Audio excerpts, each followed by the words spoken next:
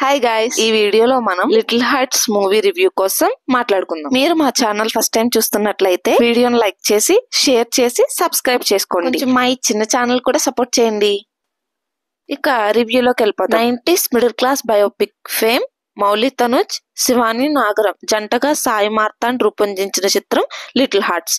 ETV Win original production banner పై ఆదిత్య హాసన్, సాయి కృష్ణ నిర్మించారు. ఇటీవలే రిలీజ్ చేసిన టీజర్ ట్రైలర్స్ కు మంచి రెస్పాన్స్ వచ్చింది. ఈ క్రమంలో సినిమా చూడడానికి యూత్ తెగ ఇంట్రెస్ట్ చూపిస్తున్నారు. మేకర్స్ ప్రమోషన్స్ చేస్తూ కొత్త ప్రోమోస్ రిలీజ్ చేస్తూ ఆకర్షిస్తున్నారు. ఇక మూవీ కథ విషయానికి వస్తే, జియో సిమ్ రాకముందు జరిగే కథ ఇది. సైనిక్ పూరిలో ఉండే అఖిల్, మౌలి తనుజ్ చదువురాని ఇంటర్ విద్యార్థి. కొడుకు పనులతో తండ్రి రాజీవ్ కనుక విసిగిపోతూ ఉంటాడు. నీ మీద ఖర్చు పెట్టే ప్రతిదీ నాకు వృధానే అంటాడు. నాన్న తిట్లు అఖిల్ మీద ఏ మాత్రం పనిచేయు.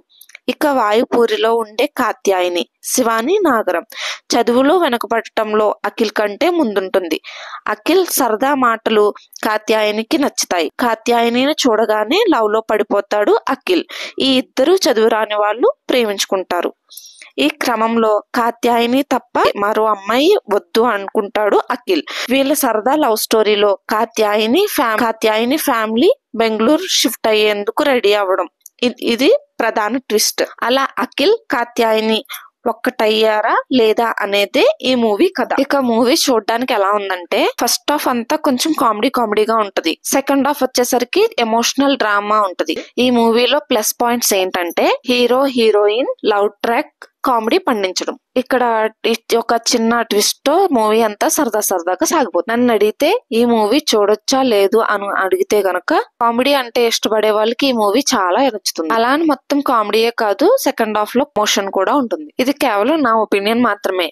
కొంతమందికి నచ్చొచ్చు, ఇంకొంతమందికి నచ్చకపోవచ్చు. కానీ మరీ తీసిపోయేంతగా ఏమీ లేదు. నాకైతే ఎక్కడ కూడా బోర్ కొట్టకుండా బానే అనిపించింది. చూసారు కదండి, ఇది లిటిల్ హార్ట్స్ రివ్యూ. ఇంకా మరిన్ని వీడియోస్ కోసం మా ఛానల్ ని సబ్స్క్రైబ్ చేసుకోండి. Thank you for watching. Bye bye.